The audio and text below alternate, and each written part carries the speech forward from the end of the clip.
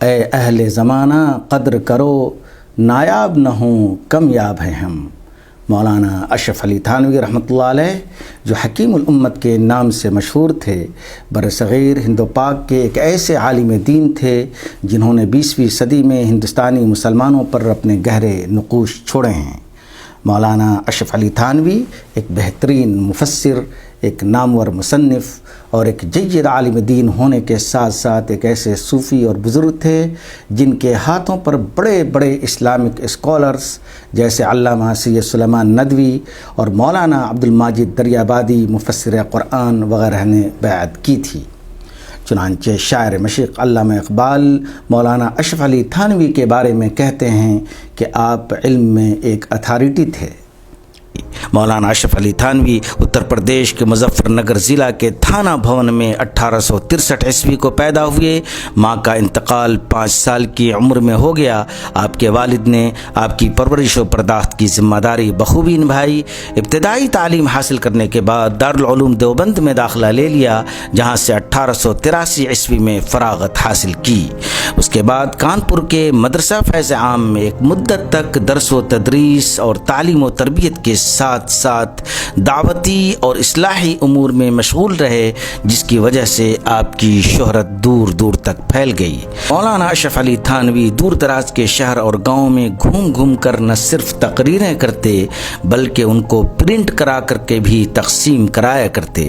اس زمانے میں عام طور پر علماء کرام کی وفات کے بعد ان کی تقریریں شائع ہوا کرتی تھیں، مگر آپ پہلے ایسے عالم دین ہیں جنہوں نے اپنی تقریریں خود ہی چھپوا کر شائع بھی کرائیں۔ 1897 عیسوی میں مدرسہ فیض عام کانپور چھوڑ کر آپ اپنے آبائی وطن تھانہ بھون آ گئے۔ اپنے پیر و مرشد حاجی امداد اللہ مہاجر مکی، جو 1857 کے خونی انقلاب کے بعد مکہ ہجرت کر گئے تھے، کی خانقاہ کو از سر نو آباد کیا اور مدرسہ اشرفیہ کے نام سے ایک درسگاہ کی بنیاد رکھی، جہاں آخری دم تک تصنیف و تالیف اور بیعت و ارشاد میں مصروف رہے۔ 1906 عیسوی میں مولانا احمد رضا خان بریلوی اور دوسرے بریلوی علماء نے مولانا اشرف علی تھانوی اور دیگر دیوبندی علماء کے خلاف کفر کا فتویٰ صادر کیا اور اس پر حرمین شریفین کے بہت سے علماء سے تصدیق اور تقریر لکھوائی اور اسے حسام الحرمین کے نام سے شائع کیا۔ یہی وہ کتاب ہے جس کے چھپنے کے بعد برصغیر ہند و پاک میں دیوبندی اور بریلوی فرقوں کا جنم ہوا۔ اس کے جواب میں علماء دیوبند کی طرف سے مولانا خلیل احمد سہارنپوری نے المہند علی المفند لکھی، جس پر دیوبند کے تمام بڑے علماء نے دستخط کیے اور مولانا اشرف علی تھانوی رحمۃ اللہ علیہ بھی اس میں شامل تھے۔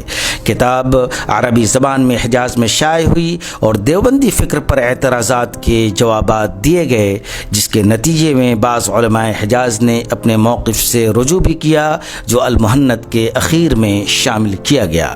جہاں تک آزادی سے پہلے سیاست کا تعلق ہے تو مولانا اشرف علی تھانوی مسلم لیگ کے زبردست حامی تھے۔ چنانچہ مولانا نے نہ صرف یہ کہ مسلم لیگ اور 2 نیشن کی تھیوری کو سپورٹ کیا بلکہ ہر ممکن مدد کرنے کی کوشش کی۔ مسلم لیگ کے رہنماؤں اور خاص طور پر مسٹر جناح سے مسلسل خط و کتابت اور علماء کی ایک ٹیم کو مسلم لیگ بھیجنا تاکہ انہیں اسلامی امور پر رہنمائی کر سکیں، انہی کوششوں کا نتیجہ تھا۔ جب ہندوستان کی آزادی کا وقت قریب آ رہا تھا اور کانگریس کی حمایت میں دیوبند کے بیشتر علماء کرام سامنے آ رہے تھے، اس وقت مولانا اشرف علی تھانوی نے دیوبند کی مینجمنٹ سے استعفیٰ دے دیا اور مسلم لیگ کی بھرپور حمایت کی اور کانگریس کی حمایت کو قبول نہیں کیا۔ مولانا اشرف علی تھانوی برصغیر کے ان چند علماء کرام میں سے ایک ہیں جن کی تصانیف کی تعداد سینکڑوں تک پہنچتی ہے۔ آپ نے تقریباً 800 کتابیں اور تصنیفات اور رسائل لکھے، جن میں مشہور ہیں تفسیر بیان القرآن، بہشتی زیور، حقیقت الطریقہ، جمال القرآن، حیات المسلمین، دنیا و آخرت وغیرہ وغیرہ۔ تصوف، سلوک، علم و عمل، تصنیف و تالیف اور دعوت و ارشاد کا ہندوستان کا یہ روشن ستارہ 83 سال کی عمر میں 20 جولائی 1943 عیسوی کو ہمیشہ ہمیشہ کے لیے اس دنیا سے رخصت ہو گیا۔ ڈھونڈو گے اگر ملکوں ملکوں ملنے کے نہیں نایاب ہیں ہم، جو یاد نہ آئے بھول کے پھر اے ہم نفسو وہ خواب ہیں ہم۔